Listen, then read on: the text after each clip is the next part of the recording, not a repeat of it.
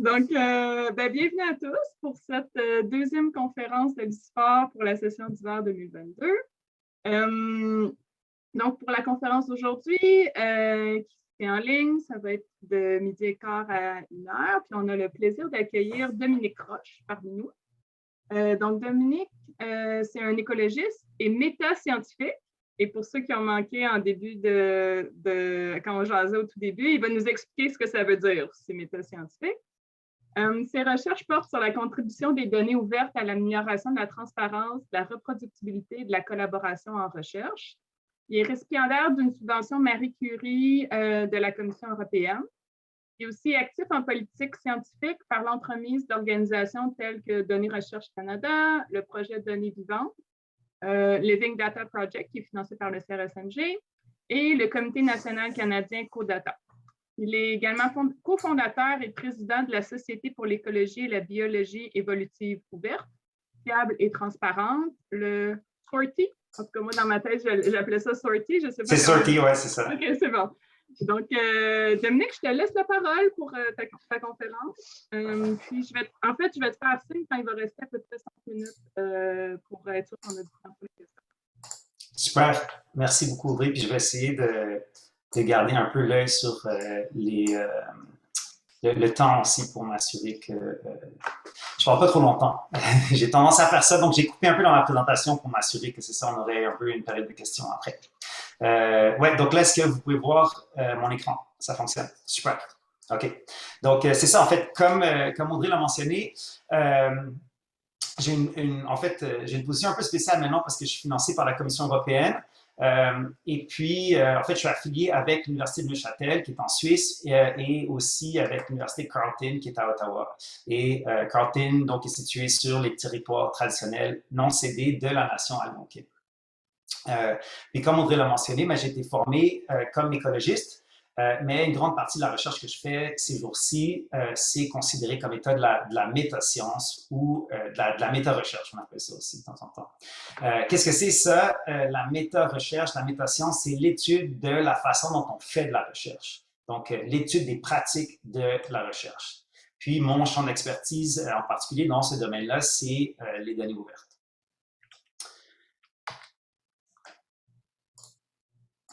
Changer ça, voilà. Donc, c'est ça. Je vais commencer ma présentation aujourd'hui en vous expliquant, en fait, pourquoi est-ce que je m'intéresse à la transparence en recherche et, en fait, ce qui m'a motivé à étudier les données ouvertes dans notre domaine, donc en écologie et en évolution. On sait tous que dans le système académique actuel, les publications sont très souvent utilisées comme la mesure du succès ou de la réussite scientifique des chercheurs. Donc, la fréquence à laquelle les chercheurs publient et surtout les revues scientifiques dans lesquelles les chercheurs publient a beaucoup d'impact sur leur carrière au niveau des opportunités d'emploi, des subventions de recherche et aussi du prestige et de la reconnaissance par les pairs. Puis, une conséquence de ce genre d'incitatif-là, c'est en fait un système académique qui encourage la productivité plutôt que la reproducibilité.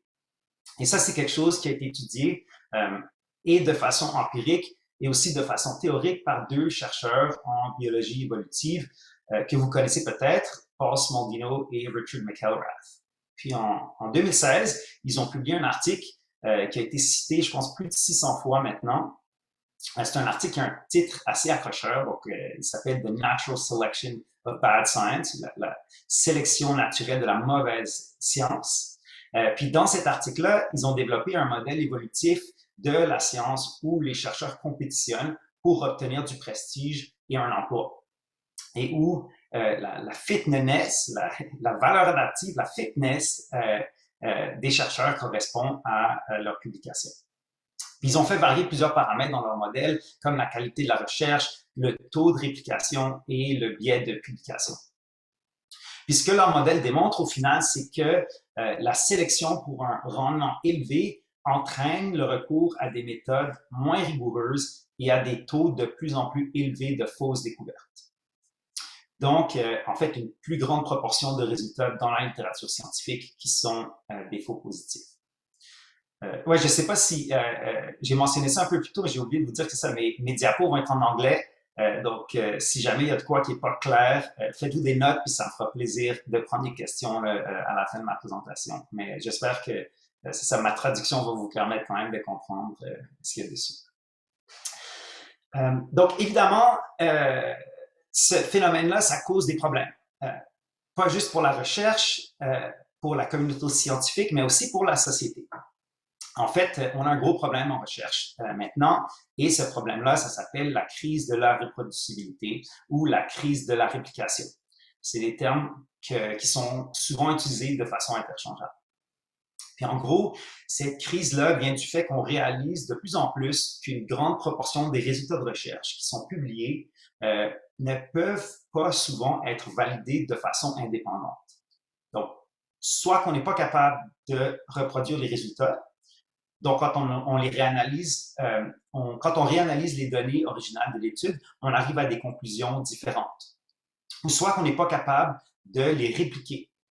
Donc, quand on répète l'étude dans des conditions très semblables, les résultats qu'on obtient sont très différents des résultats originaux. Il y a des centaines et des centaines d'études et d'opinions qui ont été publiées dans les revues scientifiques sur la crise de la reproducibilité. C'est un phénomène qui a été assez bien documenté en psychologie et en biomédecine, surtout en fait en oncologie, ce qui est inquiétant. Puis les experts s'attendent à ce que le problème s'étende à beaucoup d'autres domaines, y compris en écologie et en évolution. Je pense pas malheureusement avoir le temps de vous présenter là, les exemples qu'on connaît en écologie et en évolution, mais ça me fera plaisir d'en parler après pendant les questions s'il y a des intéressés. Une dernière chose que je voudrais présenter sur ce problème de reproducibilité, c'est un éditorial qui a été publié dans la revue Nature. Donc, en 2016, la revue a fait un sondage et presque 1600 chercheurs ont répondu qui travaillent dans différents domaines. Puis, le journal leur a posé la question, mais est-ce que vous pensez qu'on fait face à une crise de reproducibilité en sciences? Et 52% des répondants ont dit oui, absolument. Oui, je pense qu'il y a une crise de reproducibilité. 38% des répondants ont dit ben, je pense qu'il y a une petite crise. Je ne sais pas vraiment ce que ça veut dire, une petite crise, mais clairement, ces gens-là pensent qu'il y a un problème. 7% des gens ont dit, ben, je ne sais pas. Puis 3% des gens ont dit qu'ils étaient confiants que non, il n'y a pas de crise de reproducibilité en recherche. Donc, le message de cette étude-là, c'est que 90% des chercheurs qui ont été interrogés ont dit qu'ils pensent qu'il y a un problème en recherche au niveau de la reproducibilité.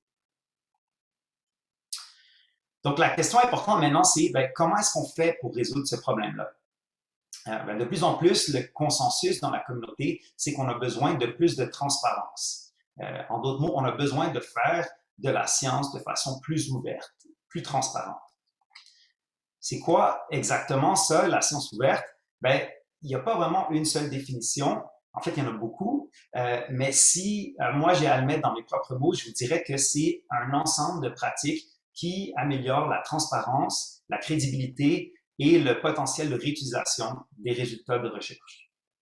Donc, c'est possible de faire de la science ouverte de plusieurs façons différentes. Par exemple, on peut préenregistrer nos études pour réduire le biais de recherche et en faisant ça, éviter de cacher des résultats négatifs. On peut publier nos articles en libre accès pour que tout le monde puisse les lire, que ce soit des chercheurs ou des membres de la société en général. On peut aussi rendre notre code qui a servi pour nos analyses publiques pour que ça soit plus facile de savoir comment est-ce qu'on est arrivé à nos résultats. Puis une autre chose qu'on peut faire aussi, c'est de partager nos données. Et c'est de ça dont je vais vous parler pour le reste de ma conférence. Donc, les données ouvertes ou le partage de données ou l'archivage public de données, ça veut tout dire la même chose. C'est le processus de rendre des données de recherche et des métadonnées qui sont associées avec ces données-là. Donc, le tout qui est nécessaire pour reproduire les résultats d'une étude accessible de façon publique sur un entrepôt ou une plateforme de dépôt de données. Donc, pour ceux qui ne connaissent pas ce terme-là, métadonnées, qu'est-ce que c'est? c'est en fait les informations qui nous permettent de comprendre les données. Donc, par qui est-ce qu'elles ont été collectées, quand est-ce qu'elles ont été collectées, qu'est-ce que ça veut dire, par exemple, les abréviations, les unités de mesure, etc., etc. Et puis, ben, ces plateformes de dépôt de données, en fait, c'est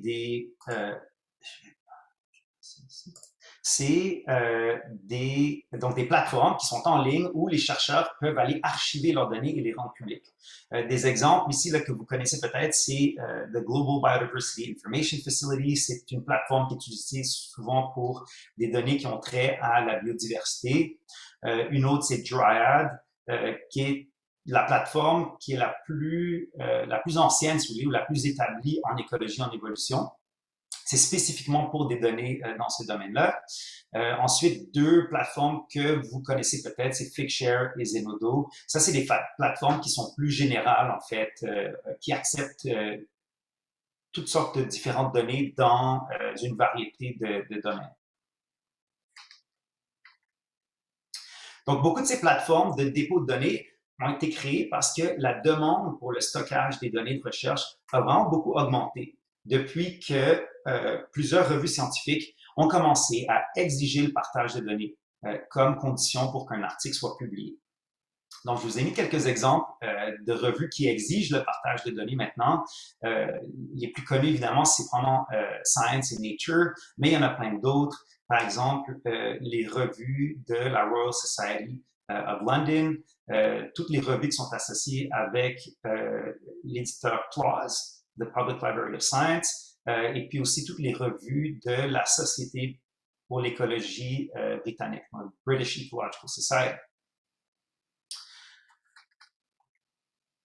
Ce qui est intéressant aussi, c'est que plusieurs agences de financement de la recherche commencent à suivre ce mouvement-là qui a été commencé par les revues. Par exemple, le NERC en Grande-Bretagne et aussi le NIH aux États-Unis exigent maintenant que les chercheurs qui reçoivent des subventions rendent les données de ces projets-là publiquement accessibles. C'est aussi le cas pour des organismes de financement privés vraiment importants comme par exemple le Wellcome Trust et la fondation de Bill et Melinda Gates.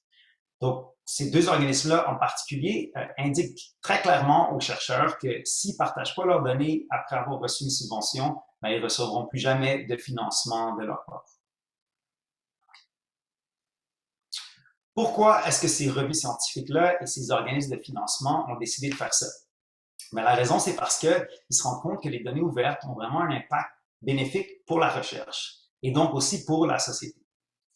Par exemple, le fait de partager des données ouvertes, ça évite que les données collectées avec de l'argent public soient perdues à jamais. Soit parce que des chercheurs peuvent, par exemple, il peut y avoir des bris de, des hard drives, des disques durs. On peut, quand les données sont stockées dans des disques durs, ben c'est assez facile de les perdre, en fait. Ça peut être aussi le fait que, par exemple, des chercheurs prennent leur retraite et évidemment, s'ils n'ont pas partagé leurs données, ben, on n'aura jamais accès à ces données-là le jour où ils vont mourir. Ça permet aussi, donc le partage de données, ça permet aussi d'accélérer les découvertes scientifiques en permettant aux chercheurs de combiner des jeux de données différents pour répondre souvent à des questions qui sont à plus large échelle, puis aussi de répondre à des questions plus rapidement. Ça permet d'améliorer le rendement du capital investi par dollar qui est consacré à la recherche. Ça augmente notre capacité à reproduire et à valider les résultats de recherche. Et ça facilite aussi la détection des cas de fraude. Clairement, la fraude, c'est un sujet qui met souvent les chercheurs mal à l'aise, puis on entend souvent dire qu'il y en a très peu en recherche. Mais si on demande aux experts qui étudient la fraude en recherche, ben, ils sont généralement d'accord pour dire que la fraude, c'est pas un élément négligeable en recherche. Il n'y en a pas énormément, mais il y en a. Puis ici, je vous ai mis un exemple dont vous avez peut-être entendu parler, surtout si vous travaillez en écologie comportementale. Je ne sais pas s'il y en a beaucoup à l'ISFOR. C'est un cas qui s'est produit ici au Canada et qui a fait beaucoup parler sur les réseaux sociaux. Ça a aussi beaucoup retenu l'attention dans des revues scientifiques comme, par exemple, ici, c'est un article dans Science. Donc, à date, 6 des articles publiés par ce chercheur-là ont été rétractés à cause d'anomalies dans les données. Puis il y en a des dizaines d'autres qui sont toujours sous enquête par des universités. Puis ce qui est important à noter dans ce cas-là, c'est que la fraude a été découverte uniquement parce que les revues où les articles avaient été publiés exigeaient que les données soient partagées publiquement. Et grâce à ça, des chercheurs qui s'intéressaient à ces articles-là ont pu inspecter les données et identifier des problèmes graves qui laissent croire que les données avaient été fabriquées. Si les données n'avaient pas été rendues publiques, on n'aurait jamais su, puis le chercheur en question aurait continué à publier des fausses études financées par l'argent public des contributeurs. OK, donc, en général, les gens sont vraiment d'accord pour dire que le partage de données a des bénéfices assez importants pour la communauté scientifique et la société. En théorie, les données ouvertes, c'est un bon concept. Quand un chercheur publie un article, les données sont partagées publiquement, la recherche est plus transparente, plus fiable, plus rapide et tout le monde est content. Mais en pratique, c'est pas toujours comme ça que ça se passe. La réalité, c'est que plusieurs chercheurs sont préoccupés par le fait de devoir partager leurs données publiquement. Et ça peut être particulièrement le cas en écologie, en évolution, parce que les jeux de données sont souvent complexes. Donc, ça peut être difficile d'expliquer à d'autres comment est-ce que nos données ont été collectées, qu'est-ce qu'elles contiennent. Les données aussi ont en général une longue vie, a long shelf life, je ne sais pas comment on traduit ça. En fait, ce que c'est que nos données restent pertinentes pendant un long moment en écologie et en évolution. Par exemple, on peut penser au changement climatique. Puis des données qui ont été collectées il y a 20, 30, 50 ans sont encore d'actualité aujourd'hui dans ce contexte-là. Et c'est aussi possible d'utiliser un jeu de données pour tester plusieurs hypothèses. Donc, avec un jeu de données, c'est possible de publier plusieurs articles. Pourquoi est-ce que les chercheurs sont réticents à partager? C'est quoi les autres raisons? Premièrement, bien archiver ces données, ça prend du temps. Et ça, c'est du temps qui n'est pas consacré aux publications. Et les publications, c'est ce que les universités et les organismes de financement considèrent en ce moment. Ensuite, on sait qu'il y a beaucoup de concurrence pour publier. Donc, certains chercheurs peuvent craindre de se faire couper l'herbe sous le pied. En anglais, on appelle ça des scoops. C'est-à-dire que des gens peuvent se servir de données qu'un chercheur ou une chercheuse voulait utiliser pour publier un autre article avant qu'ils en aient l'occasion puis publier avant eux. Certains chercheurs ont peur que d'autres identifient dans leurs données des erreurs, en fait, dans leurs données ou dans leurs analyses. Clairement, ça, c'est une crainte, en fait, qui est valide. Ça peut être un coût pour le chercheur au niveau personnel, mais clairement un bénéfice pour la société et la communauté scientifique.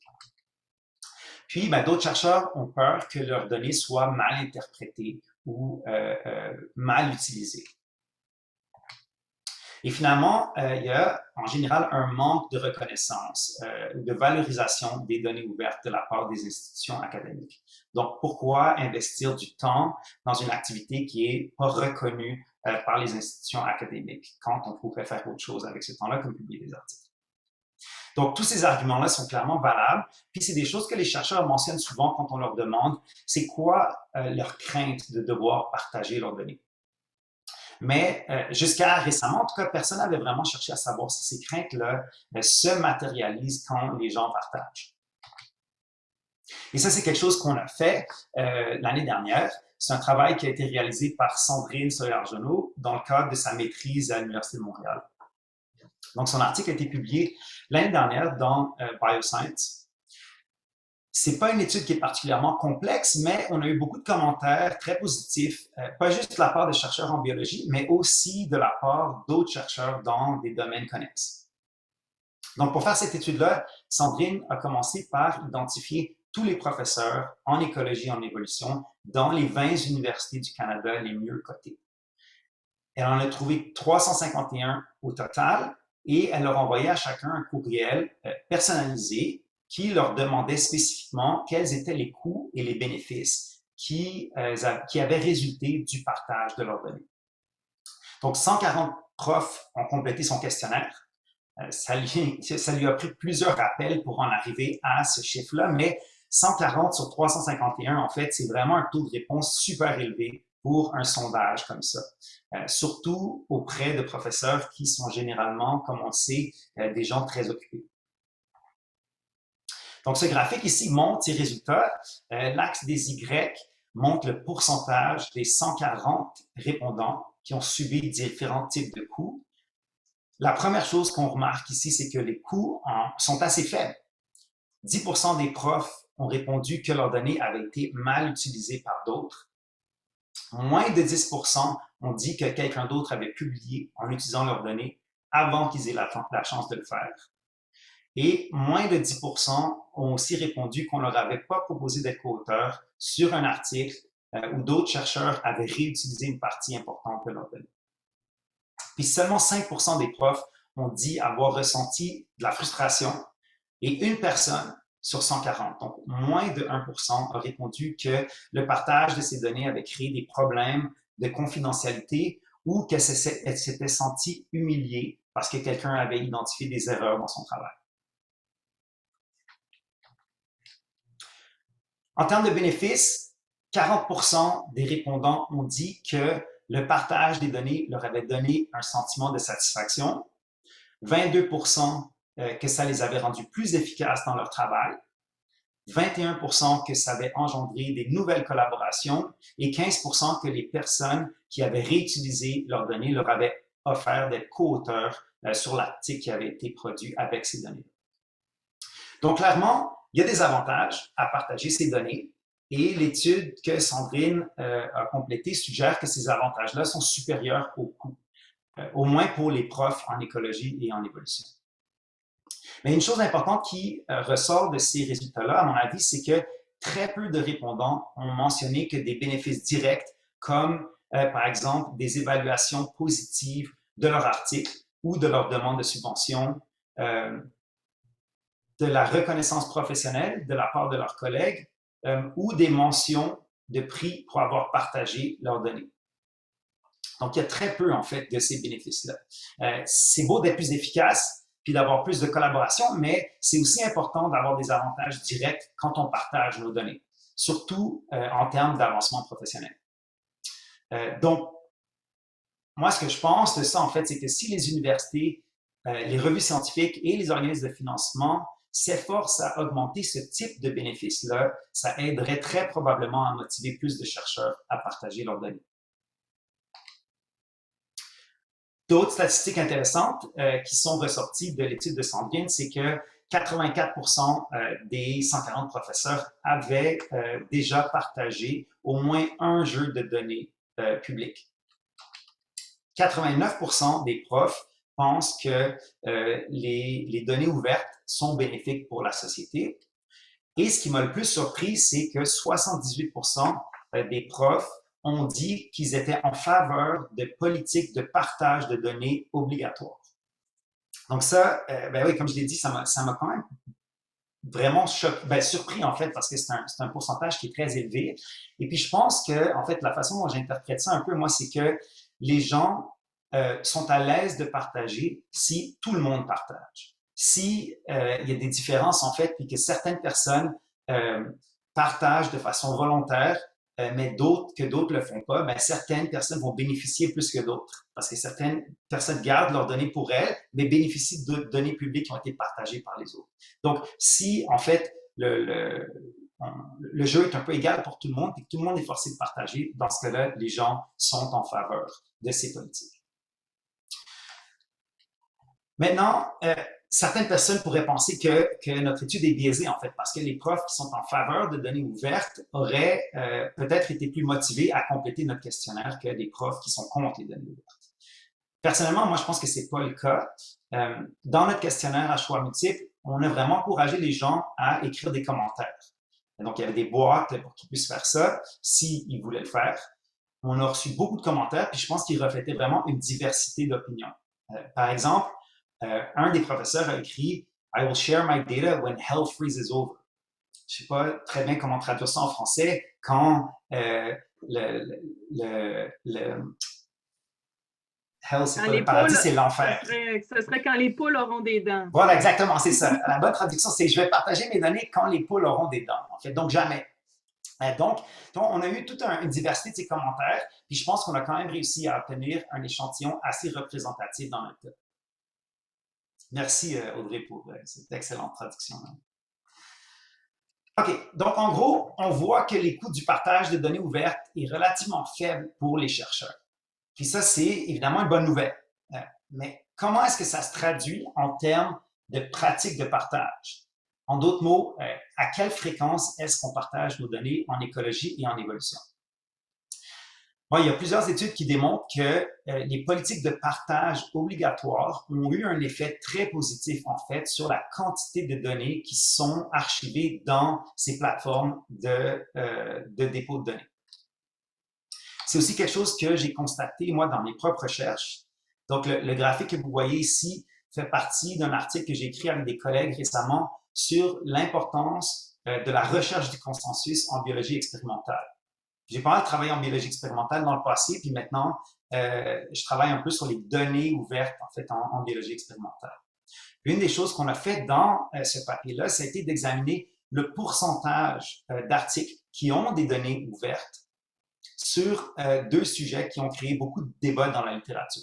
Donc, deux sujets qui sont très contestés dans la littérature. Le premier, c'est OA, c'est en fait l'effet de l'acidification des océans sur le comportement des poissons de récifs coralliens. Et puis OCLTT, c'est Oxygen and Capacity Limited Thermal Tolerance. C'est une hypothèse, en fait, vous n'avez pas besoin de savoir c'est quoi, à part le fait qu'il y a beaucoup de discussions et de discussions assez, des fois envenimées dans la littérature. Mais ce qu'on voit ici, en fait, quand on observe le partage de données, c'est que vers les années 2011-2012, il y avait très peu de partage. À peu près 10% des études avaient des données ouvertes. Puis quand on regarde maintenant en 2020-2021, ben c'est 50% des études où il y a des données ouvertes. Donc, quand même, énormément de progrès à ce niveau-là. On observe aussi des tendances assez semblables quand on regarde cette question-là au niveau des revues scientifiques. Donc, les lignes ici représentent chacune une revue scientifique en écologie comportementale. Encore une fois, le graphique montre le pourcentage d'articles avec des données ouvertes. On a regardé ce qui se passe en écologie comportementale en particulier parce qu'il y a eu beaucoup de discussions à propos des données ouvertes dans ce domaine-là, surtout après la rétractation des études sur les araignées sociales que je vous ai mentionnées plus tôt. Puis ce qu'on voit dans ce graphique, c'est qu'il y a beaucoup de variations entre les revues. Puis ça, c'est probablement dû à des politiques de partage de données différentes. Par exemple, la revue ici en rouge, Behavioral Ecology, exige le partage de données ouvertes. Mais les trois autres revues ici ne le font pas. Donc, c'est surprenant que même si Behavioral Ecology a une politique de partage de données très forte, le journal n'a pas atteint ici le 100% de partage. Mais malgré ça, il y a clairement une tendance vers une augmentation du partage de données pour tous les journaux. C'est une bonne chose. Encore une fois, on est clairement dans la bonne direction.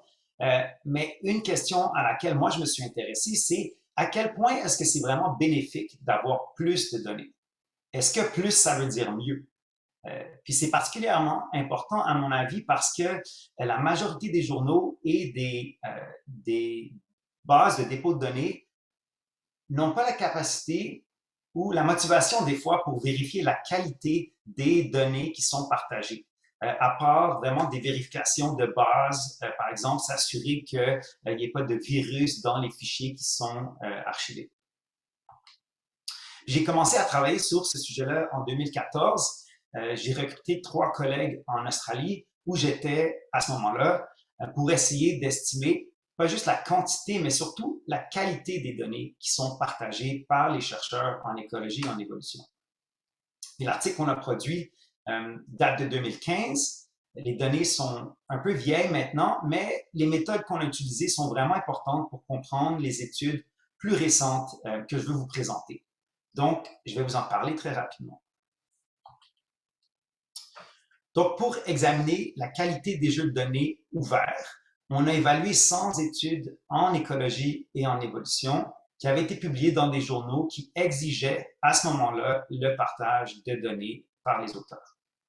Donc, on a sélectionné au hasard 50 études en 2012 et 50 études en 2013 dans ces 7 revues ici. Et toutes ces revues-là exigeaient que les auteurs archivent leurs données dans la base de dépôt de données Dryad. Donc, on a évalué la qualité des jeux de données en fonction de 2 critères. Le premier, c'est l'intégralité des données. En anglais, c'est completeness. Donc, en fait, ce que c'est ça, c'est à savoir, est-ce que les données sont complètes? Est-ce que toutes les données qui ont été mesurées dans l'étude et utilisées pour produire les figures et les résultats statistiques ont été partagées dans la base de dépôt, dans la plateforme de dépôt de données. Donc, ça, c'est l'exigence de la politique des revues scientifiques. C'est ça qu'elle demande. On a aussi évalué un autre critère qui, elle, ne fait pas partie de la politique des revues scientifiques, et ça, c'est la réutilisabilité. Donc ça veut dire, est-ce que c'est facile pour une tierce personne, quelqu'un qui n'est pas intimement lié au projet ou aux données, est-ce que c'est facile pour eux d'aller les réutiliser? Par exemple, est-ce que l'auteur a partagé des métadonnées qui sont complètes? Est-ce que l'auteur a archivé les données dans un format qui facilite la réutilisation? Donc, on a utilisé un barème assez détaillé pour évaluer l'intégralité des jeux de données. Les détails ici ne sont pas importants, vous n'avez pas besoin de vous en soucier. Ce qui est important à savoir, c'est qu'un score de 4 ou 5 indique que les données ouvertes respectent la politique de partage de la revue scientifique. Et un score de 3 ou moins veut dire que le jeu de données ne respecte pas la politique de partage. On a fait la même chose pour évaluer la réutilisabilité. Et donc, un score de 4 ou 5 veut dire que, en fait, la réutilisabilité était assez bonne. Et un score de 3 ou moins voulait dire que c'était fait. Donc, voici les résultats. Ce graphique-là ici vous montre donc le nombre d'études. Donc, je vous rappelle, il y en avait 100 au total, 50 en 2013, 50 en 2012, en fonction du score ici pour l'intégrité des données. Et ce qu'on a constaté, c'est que la majorité donc, des données, 56%, ne se pliaient pas aux exigences de la politique de partage de données de la revue où l'étude avait été publiée. Ça, c'est les résultats pour le score de réutilisabilité, même graphique. Et ici, ce qu'on constate, c'est qu'encore plus, donc 64% des jeux de données étaient archivés d'une façon qui empêchait leur réutilisation, soit entièrement ou partiellement. Et je pense que c'est possible de voir ces résultats sous 2 angles différents. D'un côté, c'est un peu décourageant de voir que la plupart de ces jeux de données-là ne sont pas réutilisables. Mais d'un autre côté, c'est aussi encourageant de voir qu'à peu près 1/3 des études avaient des données ouvertes de haute qualité. Surtout vu que le partage des données n'était pas une pratique particulièrement courante en 2012 et 2013. OK, donc j'ai dit tout à l'heure que ces données-là commencent à être un peu dépassées et l'année dernière, j'ai eu du financement pour essayer de voir s'il y avait eu une amélioration des pratiques de partage de données depuis 2013 en écologie et en évolution. Puis c'est ce que j'ai fait avec Félix Lauzon, qui a fait son projet Honors avec moi. Donc, Félix a passé une bonne partie de son été à examiner 25 jeux de données par an entre 2012 et 2020, exactement comme on l'avait fait dans l'étude que je viens de vous montrer. Et ça, c'est les résultats. Le graphique ici à gauche montre le score d'intégrité en fonction des années et le graphique à droite, le score de réutilisabilité aussi en fonction des années. Puis ce qu'on peut voir, c'est que, donc ça ici, c'est les données pour 2012-2013, celles que je vous avais déjà montrées. C'est sensiblement la même chose pour ces 2 années et les 2 scores. Maintenant, si on regarde à savoir est-ce qu'il y a eu une amélioration, il n'y en a absolument pas eu. Donc, cette analyse-là, en fait, c'est même pas une analyse de régression, c'est un GAM, donc un General Additive Model. On s'attendrait à voir au moins des petites courbes s'il y avait quelque chose qui se passait, mais clairement, il n'y a absolument rien du tout qui se passe ici. Donc, c'est clairement pas les résultats qu'on espérait. Mais encore une fois, je pense que c'est possible d'en tirer un peu de positif. Ce qui est vraiment intéressant pour moi avec ces données-là, c'est qu'il y a beaucoup de variations autour de la moyenne pour les deux scores. Complétude ou, intégralité et réutilisabilité. Il y a des études qui ont un score très élevé, puis d'autres qui ont des scores extrêmement faibles. Puis une hypothèse qu'on a proposée pour expliquer cette variation-là vient du concept que le partage de données peut être considéré comme une forme d'altruisme scientifique. Ça veut dire que les chercheurs qui partagent des données complètes et réutilisables le font principalement pour faire avancer la science, parce que pour ce qui est de leur carrière, ben maintenant, les chercheurs ont vraiment intérêt à passer leur temps à publier des articles plutôt que de partager leurs données. Puis en se basant sur cette idée-là, on s'est posé la question, est-ce que les chercheurs qui sont coopératifs dans leur vie de tous les jours, donc les altruistes, si on veut, partagent mieux leurs données que les chercheurs qui sont moins coopératifs? Puis comme je n'ai pas vraiment de compétences en psychologie, j'ai recruté des psychologues pour m'aider à répondre à cette question-là. On a utilisé une expérience et un questionnaire pour mesurer les tendances coopératives des chercheurs qui avaient partagé leurs données sur Dryad dans les graphiques que je vous ai montrés un peu plus tôt. Puis je me suis servi d'une analyse bayésienne multivariée pour analyser ces données-là, mais le résultat est essentiellement le même que les résultats qu'on obtient avec un t-test qui est beaucoup plus simple et qui est beaucoup plus facile à vous montrer ici graphiquement. Donc, c'est ça que je vais faire, je vais vous montrer les résultats du t-test. Et puis ici, donc, vous avez deux graphiques, un pour l'intégralité des données, l'autre pour la réutilisabilité, donc le score de 1 à 5 pour les deux, et puis les chercheurs qui sont coopératifs et ceux qui le sont moins. Et ce qu'on voit, c'est qu'il n'y a absolument aucune différence au niveau de ces scores-là pour ces deux types de chercheurs-là. Donc, en gros, c'est pas parce que les gens sont gentils ou coopératifs qu'ils sont capables de bien partager leurs données. Donc, c'est quoi les autres choses qui pourraient expliquer la variation qu'on observe? Bien, pour répondre à ça, je me suis dit que ça serait mieux de collecter un autre jeu de données. J'ai été aidé par 4 étudiants qui ont travaillé vraiment fort sur ce projet-là. Puis la première étape, ça a été d'identifier tous les profs en écologie et en évolution dans les 20 universités qui ont été les mieux cotées. Donc, si vous vous rappelez bien, ce travail-là a été fait par Sandrine dans son étude sur les coûts et les bénéfices du partage de données. On a regardé ensuite quel pourcentage de ces articles-là, après 2013, avaient des données ouvertes. Donc, les étudiants, avec mon aide, on a regardé 4322 articles et on a à la main et on a trouvé que 20% à peu près, 928 de ces articles-là avaient des données ouvertes. Ensuite, on a pris un échantillon de ces 4000 articles-là pour évaluer la qualité des jeux de données ouverts, donc pour 362 articles qui avaient été partagés par 100 professeurs. C'est important de se rappeler par la suite ici qu'il y avait plus de jeux de données que de professeurs. Ça veut dire qu'on avait plusieurs mesures par professeur. Et donc, très brièvement, les résultats qu'on a obtenus descriptifs ici, c'est que 45% des jeux de données étaient incomplets et 51% des jeux de données étaient inutilisables, donc pas facilement réutilisables.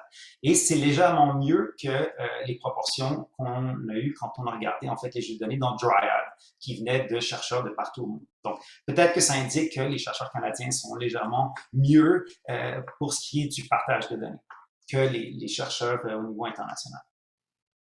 Je regarde un peu le temps ici, puis je vois que je parle moins vite en français qu'en anglais. Donc, je vais essayer de me dépêcher un peu. On arrive gentiment vers la fin, mais c'est possible que ça me prenne 2-3 minutes de plus. Donc, pour répondre à notre question, qu'est-ce qui explique la variation qu'on observe au niveau de la qualité des données? On a utilisé un modèle mixte multivarié qui nous a permis d'examiner quels sont les facteurs qui affectent nos deux variables, donc l'intégrité et la réutilisabilité des données ouvertes. On a examiné la relation avec 5 variables indépendantes, puis toutes nos décisions ici et notre analyse a été préenregistrée sur l'Open Science Framework, qui est une plateforme en fait pour promouvoir la transparence en recherche créée par le Centre pour la science ouverte. Donc, on a examiné l'année de la première publication de chaque professeur comme indice de sa seniorité. l'année pendant laquelle l'article avait été publié, le genre du professeur, la politique de partage de données de la revue scientifique et si le professeur, l'auteur, était non seulement premier ou dernier auteur sur l'article, mais aussi je ne sais pas c'est quoi en français, le corresponding author. Je vois qu'Audrey aussi, peut-être pas trop sûr. En tout cas, vous comprenez ce que c'est. Donc, ici, encore une fois, les résultats qu'on a obtenus étaient un peu décevants. Aucune des variables était particulièrement importante pour expliquer la qualité des données ouvertes, y compris ici la politique de partage des données des revues scientifiques. On peut voir ici que bon, les études plus récentes ont des données ouvertes un peu plus réutilisables que les études moins récentes et que les chercheurs plus juniors partagent des données un peu plus réutilisables que les chercheurs plus seniors. Mais ce n'est pas vraiment des effets qui sont extrêmement importants, comme vous pouvez le voir. Heureusement, comme on avait bien pensé au design de notre étude, on a quand même réussi à mettre le doigt sur quelque chose qui, d'après moi, est très intéressant. Donc, ces deux graphiques ici montrent les scores d'intégralité et de réutilisabilité des données pour chacun des 100 profs qui sont inclus dans notre étude. Puis les profs ici sont ordonnés en fonction de leur score moyen pour chacun des deux indices. Donc, du score moyen le plus faible au score moyen le plus élevé. Puis ici, j'ai agrandi le graphique sur l'intégrité des données pour que vous puissiez mieux voir les détails. Puis aussi parce que les résultats pour les deux scores sont essentiellement les mêmes. Donc, parce qu'on a des mesures répétées pour chacun des profs, on peut décomposer la variance des scores. Et ça nous permet d'examiner les différences intra-individuelles et les différences inter-individuelles. Puis ce qu'on voit, c'est qu'il y a des différences assez importantes entre ces profs-là. En fait, l'identité des profs explique la majeure partie, la plus grande proportion de la variance. Et pour l'intégrité des données, donc 28% de la variance, et pour la réutilisabilité des données, 22%. Puis, qu'est-ce que ça veut dire visuellement, ça? Ben, quand on regarde ici l'extrême gauche du graphique, où il y a le rectangle rouge, on voit que plusieurs des profs partagent systématiquement des données incomplètes. Peu importe l'année de publication de l'étude, peu importe leur stade de carrière, leur genre, ou la politique de partage de données de la revue où ils ont publié. Puis ça peut nous indiquer que ces chercheurs-là, ils veulent simplement pas partager. Point final. À l'autre extrême du graphique, ici, on a des profs qui font complètement l'inverse, en fait, et qui partagent tout le temps des données de haute qualité, peu importe leur stade de carrière, etc., etc. Puis après ça, on a tout le monde qui est ici au milieu du graphique. Et ces profs-là, ils se retrouvent un peu partout. Des fois, ils partagent très bien, puis d'autres fois, pas du tout. Puis d'après moi, ce que ce nuage de points-là nous démontre, en fait, c'est un signal qui est d'après moi très positif parce que ça indique que ces profs-là sont clairement capables de bien partager. C'est juste qu'ils ne le font pas de façon systématique.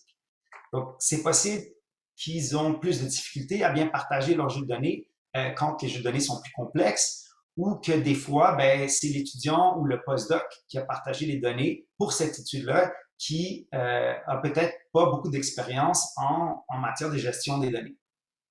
Mais peu importe la raison, ce que je trouve qui est très intéressant puis très encourageant avec ces résultats-là, c'est que ça suggère que pour ces chercheurs qui sont en fait la majorité, bien partager ces données, c'est pas une question de volonté, c'est une question de compétence. Donc, à mon avis, ce qu'il faut retenir de ces données-là, c'est que si on fournit à ces profs-là dans la boîte rouge les bons incitatifs et le bon soutien technique pour gérer leurs données, je suis prêt à parier n'importe quoi que les jeux de données en bas du graphique se retrouveraient assez vite en haut du graphique. Donc, la bonne nouvelle, c'est que ce genre d'incitatif-là s'en vient, surtout au Canada.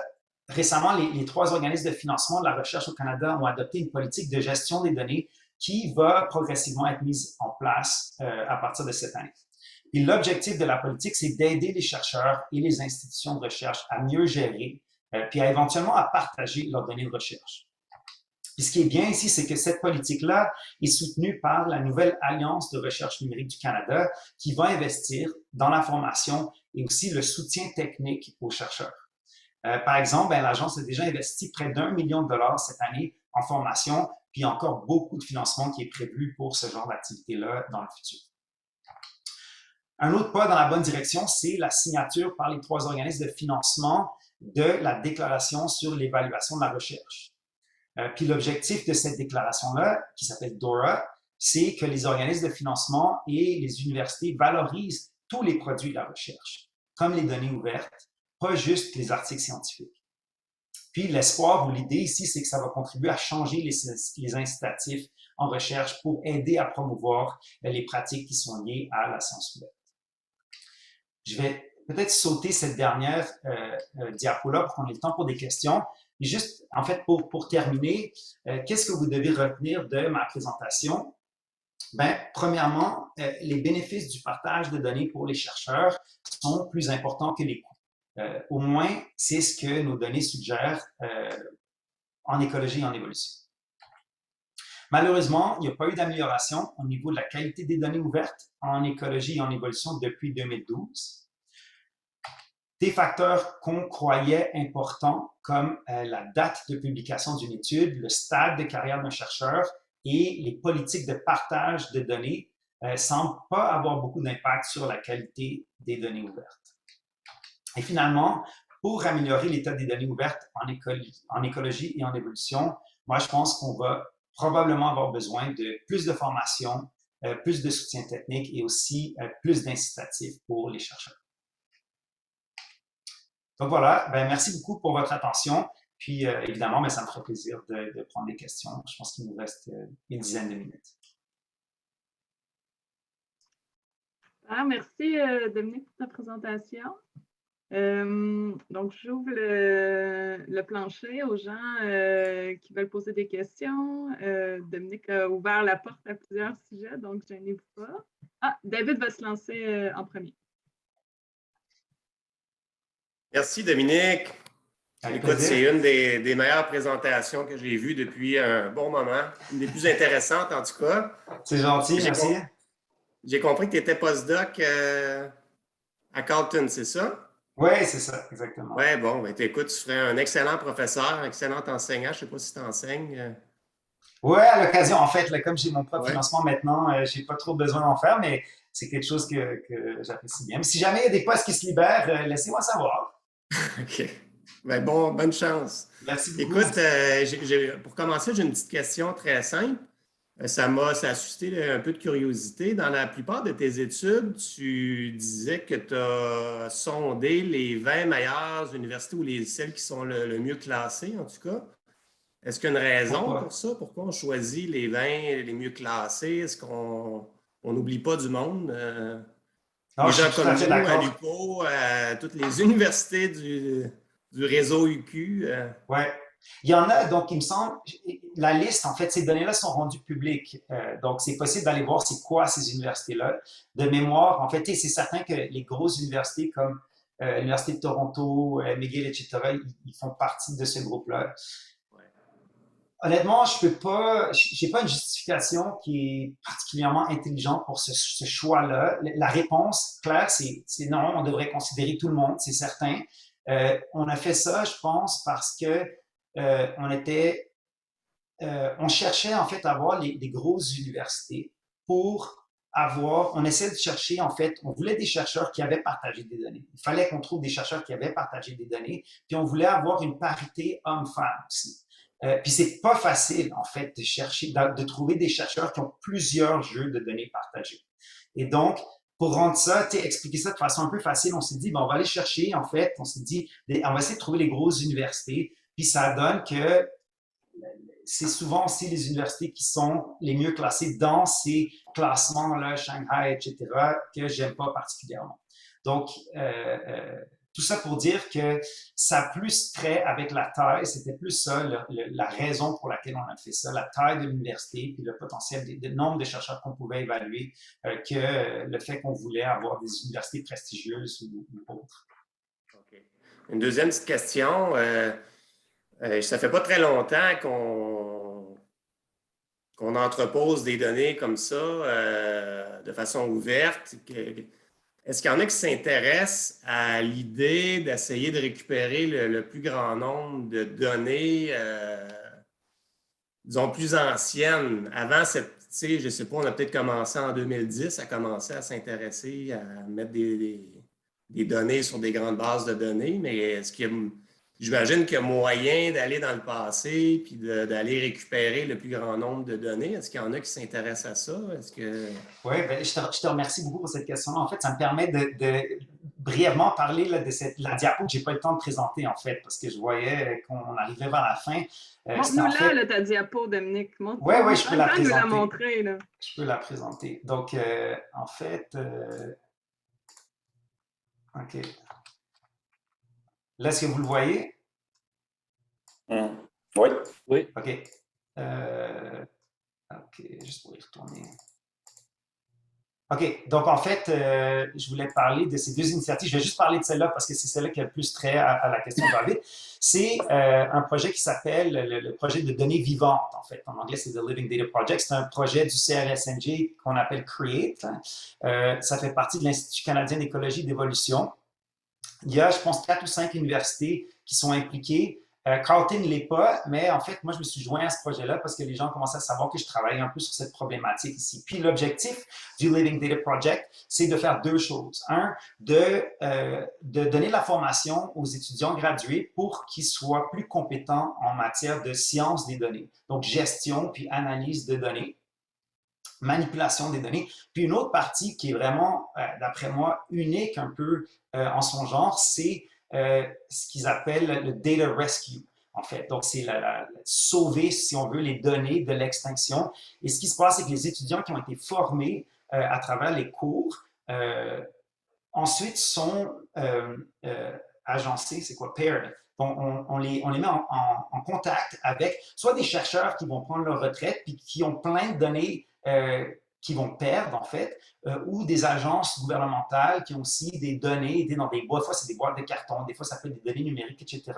Puis, ces étudiants-là aident ces parties à rendre leurs données publiques. Donc, le projet donne du financement, paye le salaire de l'étudiant, mais la condition, c'est qu'à la fin, ben, les données soient rendues publiques. Puis si ça vous intéresse, donc les postdocs puis les chercheurs qui sont impliqués dans ce projet-là, on a écrit un article qui décrit un peu le projet puis le processus de sauvetage de ces données-là. Puis, il n'est pas publié encore, mais il est accessible, il est en accessible donc sur le serveur Preprint Evo Archive.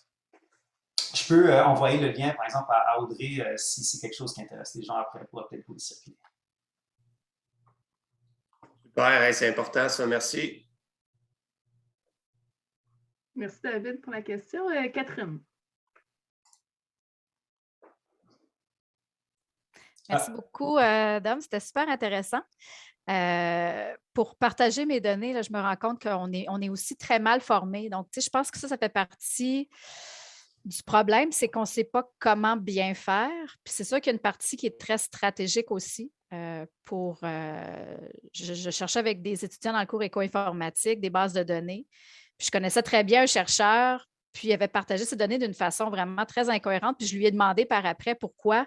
Puis il dit, c'est purement stratégique. Je ne veux justement pas que les gens réutilisent mes données.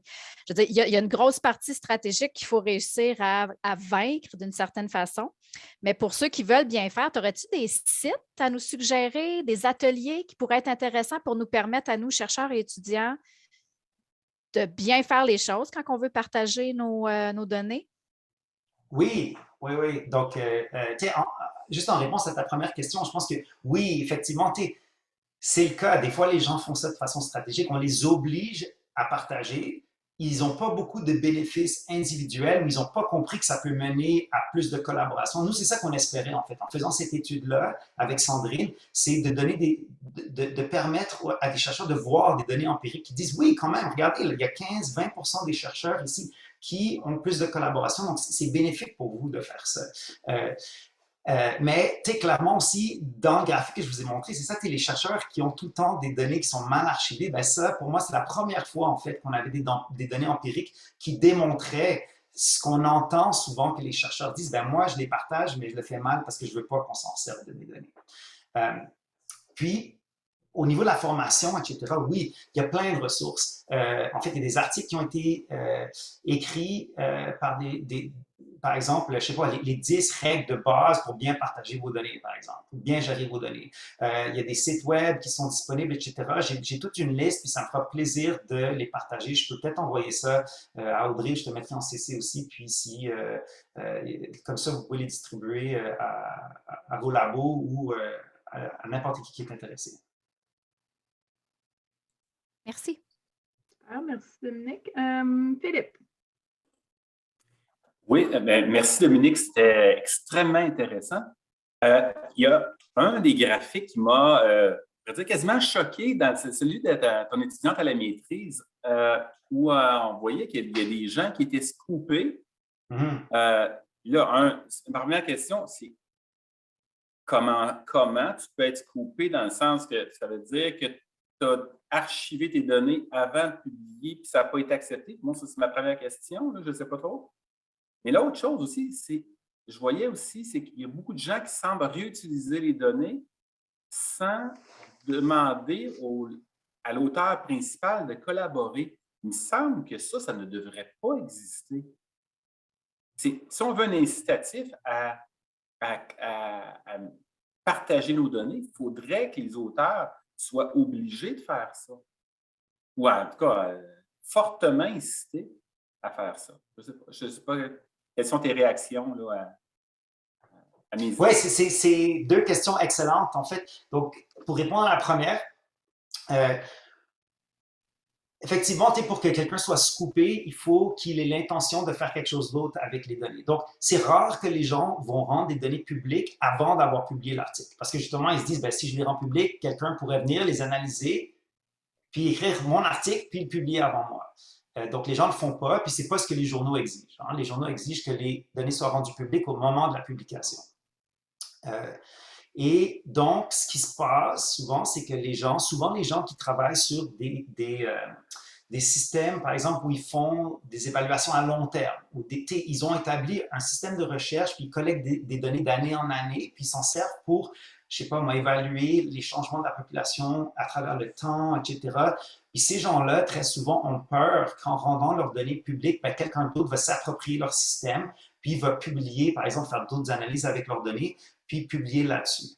Moi, en fait, j'ai rarement entendu parler d'exemples vraiment concrets de gens qui se sont fait scooper parce que souvent, quand on rend des données publiques comme ça, l'analyse principale a été faite. Si on veut, par exemple, voir comment ça change dans le temps, il faut rajouter des données à ça pour pouvoir les réanalyser.